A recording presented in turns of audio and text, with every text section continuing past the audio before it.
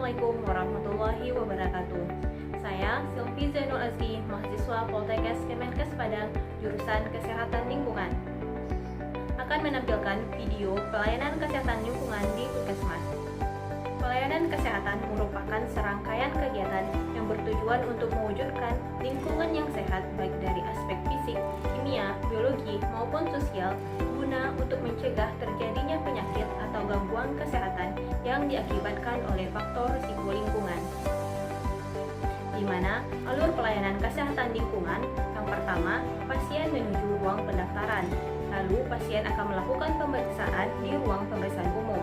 Apabila pasien didiagnosa menderita penyakit berbasis lingkungan, maka pasien akan dirujuk ke ruangan pelayanan kesehatan lingkungan. Dan yang terakhir, pasien akan menuju ruang farmasi untuk pengambilan obat. Ada 3 kegiatan pelayanan kesehatan di Puskesmas. Yang pertama, konseling. Yang kedua, inspeksi lingkungan. Dan yang ketiga, intervensi lingkungan. Konseling merupakan hubungan komunikasi antara petugas kesehatan lingkungan dengan pasien yang bertujuan untuk menggali dan mengatasi masalah kesehatan lingkungan yang dihadapi. Ada 6 langkah kegiatan konseling yang biasa kita kenal dengan 1-7. Sa, salam dan sambut. T, tanyakan. U, uraikan. Tu, bantu. J, jelaskan. U, ulangi. Instrumen konseling yang digunakan berdasarkan Permenkes Nomor 13 Tahun 2015. Instrumen ini digunakan saat proses konseling untuk dapat memecahkan masalah dan mencari tindakan terbaik yang dapat dilakukan. Selamat siang Ibu, selamat datang di pelayanan kesehatan lingkungan. Perkenalkan, saya Silvi Zainul Azki, sanitarian di Puskesmas ini. Sebelumnya, saya ucapkan kepada Ibu terima kasih karena telah berkunjung ke pelayanan kesehatan lingkungan ini. Benar ya Ibu dengan Ibu Kurnia? Iya, saya sendiri. Jadi saya telah mendapatkan data Ibu dari ruang pemeriksaan umum, di mana di sini tertera Ibu terkena penyakit DBD. Benar ya Ibu? Iya. Karena itu, Ibu dirujuk ke pelayanan kesehatan lingkungan karena penyakit demam berdarah ini merupakan penyakit berbasis lingkungan Ibu. Jadi sebelumnya, apa Ibu tahu apa itu penyakit demam berdarah? Belum tahu. Penyakit demam berdarah ini Ibu merupakan penyakit yang disebabkan oleh virus dengue yang ditularkan melalui gigitan nyamuk Ibu. Untuk itu, saya akan menanyakan beberapa hal kepada Ibu untuk mengetahui penyebab Ibu dapat terkena penyakit demam berdarah ini. Jadi sebelumnya, apakah Ibu pernah menderita penyakit demam berdarah? Belum, ini pertamanya. Sebelum Ibu sakit, apakah Ibu pernah kunjungan keluar kota? Ada. Tetangga atau keluarga Ibu apa ada terkena penyakit demam berdarah juga? Tidak ada juga. Ibu mempunyai kebiasaan tidur pagi atau sore hari? Ya, biasanya sore setelah sholat asar. Berarti jam 4 sampai jam 5 ya? Ya, Kira-kira? jam segini. Sebelum tidur, apa Ibu menggunakan lotion atau obat anti nyamuk? Enggak ada. Di sekitar rumah Ibu, apakah ada barang-barang bekas seperti botol atau ban bekas atau ember-ember? Enggak ada juga. Jarak Ibu dengan tetangga, jarak rumah Ibu, apakah itu berdekatan Bu? Ya, lumayan cukup dekat. Banyak tetangga itu. Berarti kurang dari 1 meter Bu? Ya, Apakah rumah Ibu dapat dimasuki cahaya matahari? ada cahaya masuk ke kamar. Apakah di rumah Ibu dipasang pelat kasa Ibu? Ada. Apa Ibu punya kebiasaan menggantung baju di rumah? Iya, biasanya ada. Sering. Ibu punya tempat penampungan air Bu? Ada. Ada. Iya, ada. Tempat penampungan air Ibu itu memiliki tutup tidak? Enggak akan pasang di rumah di sana. Kalau Ibu pernah menguras bak mandi gitu Bu atau tempat penampungan air Ibu? Ada, tapi bisa dikatakan jarang. Kemudian Ibu ada memberikan bubuk abate pada bak mandi atau tempat penampungan air Ibu? Biasanya kami nggak ada stok di rumah. Seperti itu. Nggak ada. Ibu ada memelihara tanaman air? Ada. Kalau burung Bu? Nggak ada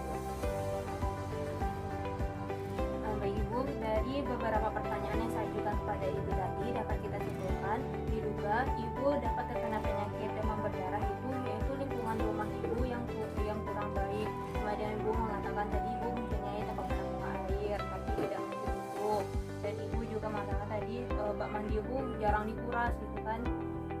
Kemudian lingkungan sekitar rumah ibu juga yang tidak terawat ibu, dan perilaku atau kebiasaan ibu yang tidak sehat seperti mengatakan sering tidur pada sore hari setelah sholat asar, dan juga kebiasaan ibu yang suka menggantung pakaian ibu.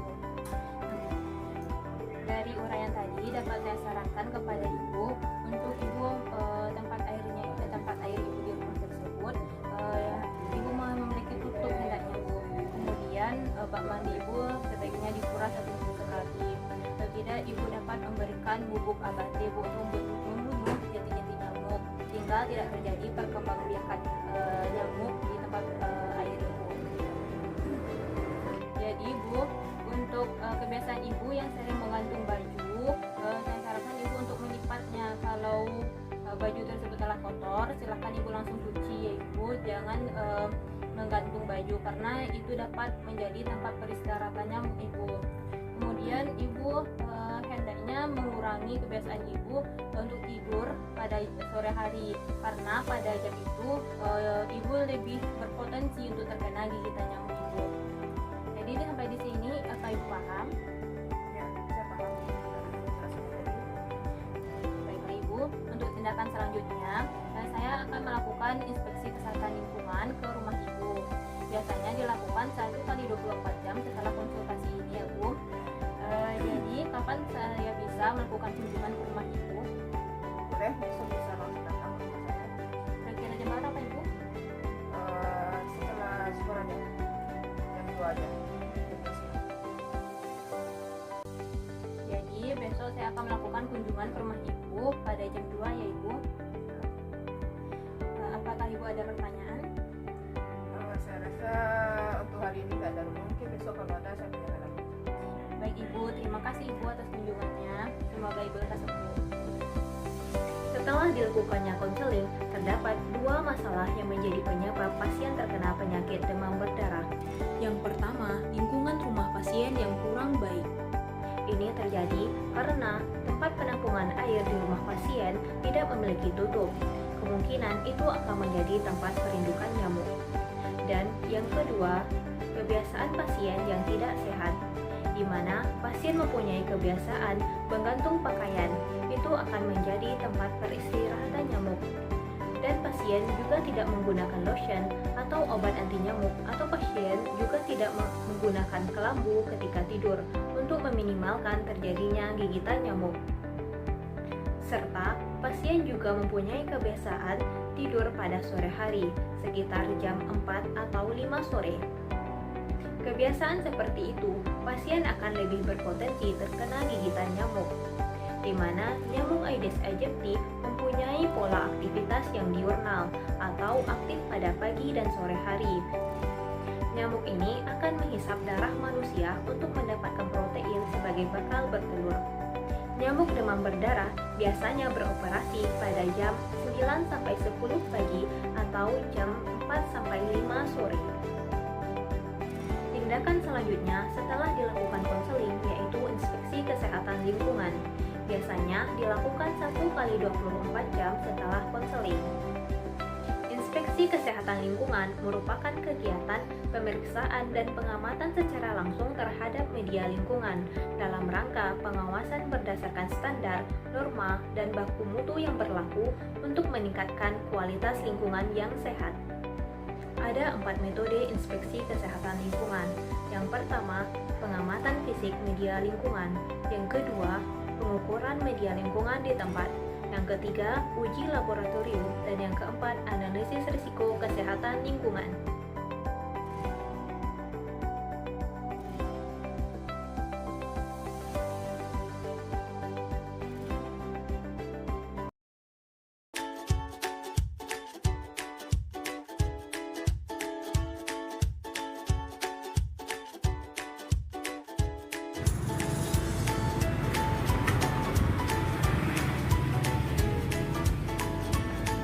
Assalamualaikum Ibu, saya Sofi Jenal Alfi, penelitian dari Puskesmas. Seperti melakukan inspeksi kesehatan lingkungan di rumah ibu. Jadi apakah saya boleh untuk melihat rumah ibu? Ya boleh, silakan masuk dilihat aja.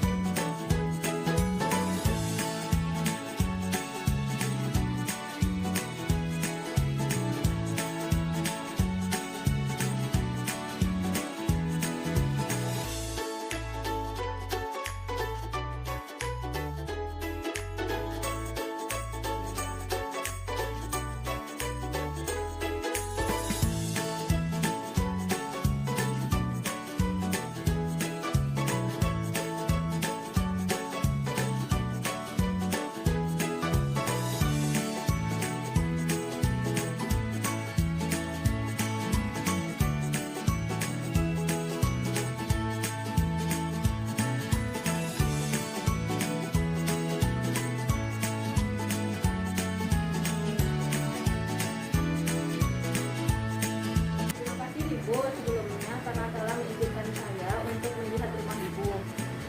Jadi diduga ibu terdapat terkena penyakit demam berdarah karena lingkungan rumah ibu yang tidak terawat.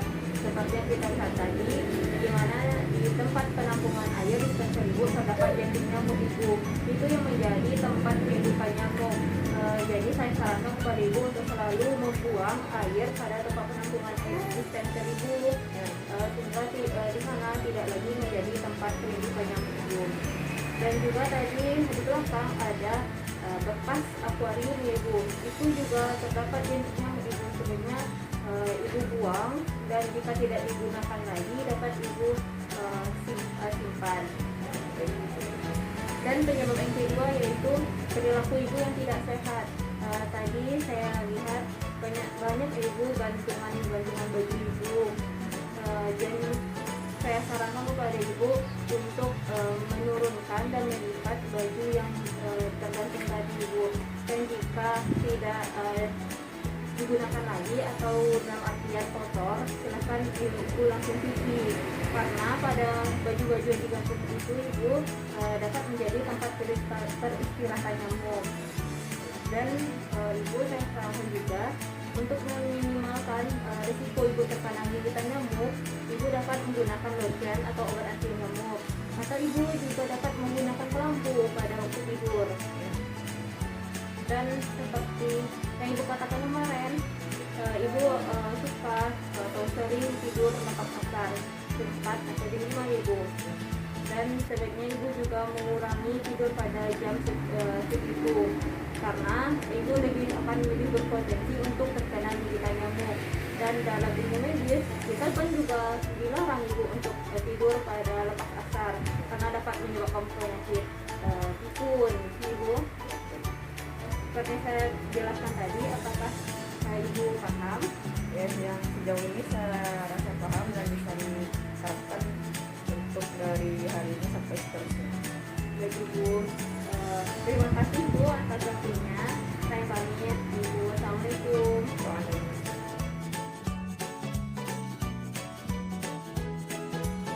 Metode yang kedua dari inspeksi kesehatan lingkungan yaitu pengukuran media lingkungan di tempat. Pengukuran media lingkungan di tempat dilakukan dengan menggunakan alat in situ untuk mengetahui kualitas media lingkungan yang hasilnya secara langsung diketahui di lapangan.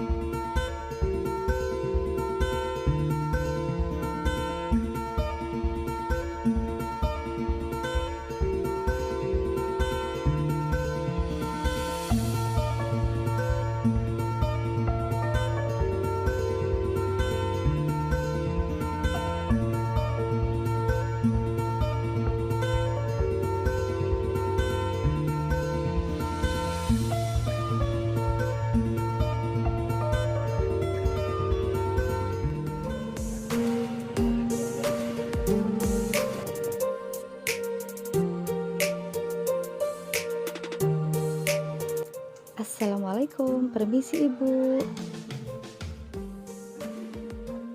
Jangan lupakan senjata pencari jentik, sentol. Kita bisa mencari jentik di bak mandi,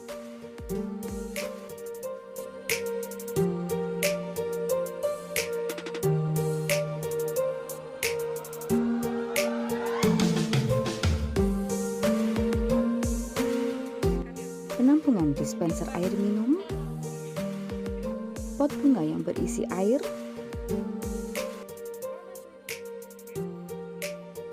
tempat penampungan air kulkas, juga pada kolam ikan, dan tanaman-tanaman pada ketiak daun. Jangan lupakan pula tempat air minum di kandang hewan, serta bahan-bahan bekas dan kontainer lainnya di luar rumah. Selanjutnya ialah pengumpulan jentik dan dilanjutkan dengan pemeriksaan di laboratorium. Metode yang ketiga yaitu uji laboratorium. Apabila hasil pengukuran in situ memerlukan penegasan lebih lanjut, maka dilakukan uji laboratorium.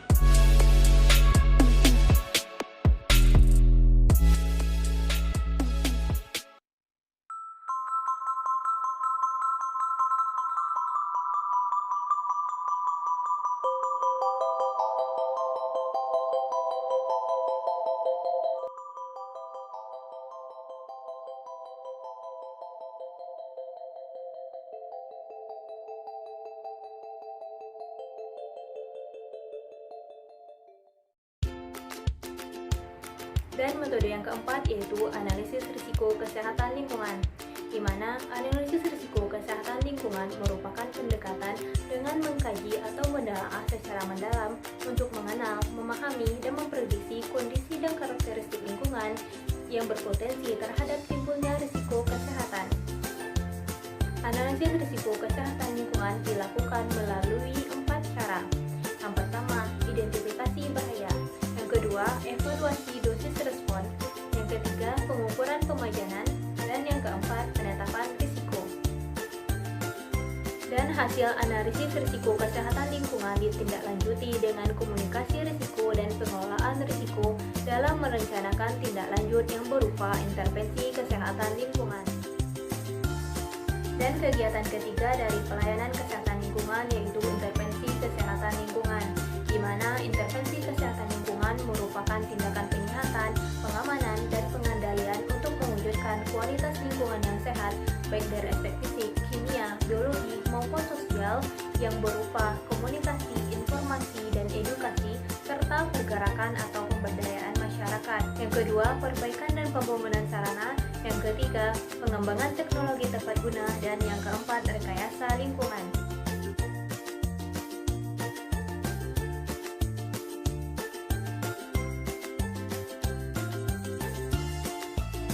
Assalamualaikum warahmatullahi wabarakatuh. Perkenalkan, saya Sylvie Zainul Azki, petugas sanitarian dari Puskesmas. Saya ingin melakukan penyuluhan kepada Bapak dan Ibu semuanya mengenai penyakit DBD atau penyakit demam berdarah. Seperti yang Bapak Ibu ketahui, penyakit demam berdarah merupakan penyakit yang disebabkan oleh virus dengue yang ditularkan melalui gigitan nyamuk Aedes aegypti. Di mana penyakit demam berdarah ini merupakan penyakit berbasis lingkungan yang mana penyebabnya bisa dipengaruhi oleh faktor lingkungan atau dari perilaku kita sendiri. Gejala dari penyakit DBD dapat Bapak dan Ibu kenali seperti demam tinggi dan suhu dapat mencapai 39-40 derajat Celcius, kulit berbintik merah atau ruam, nyeri kepala, nyeri sendi, dan nyeri otot,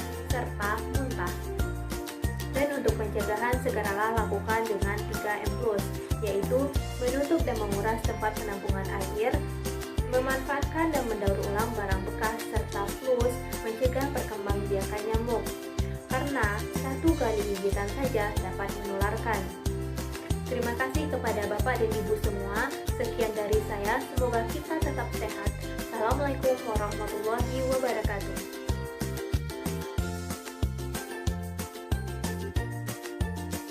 Perbaikan dan pembangunan sarana dapat dilakukan dengan cara menguras bak mandi 1 kali seminggu,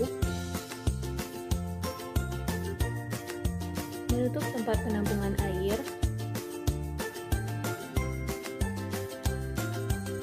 mendaur ulang dan menyingkirkan barang bekas, memasang kasal nyamuk pada ventilasi rumah,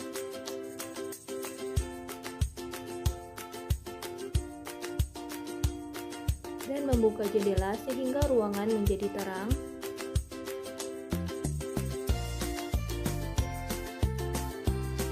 serta memotong rumput atau semak belukar secara rutin 1 kali seminggu,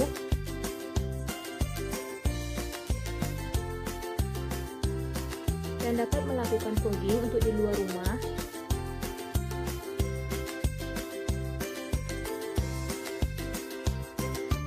Dan untuk di dalam rumah dapat menggunakan anti nyamuk semprot, bakar atau lotion.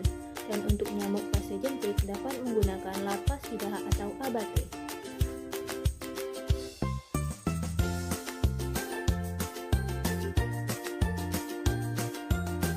Dan untuk pengembangan teknologi tepat guna dapat dilakukan dengan cara pembuatan perangkap nyamuk.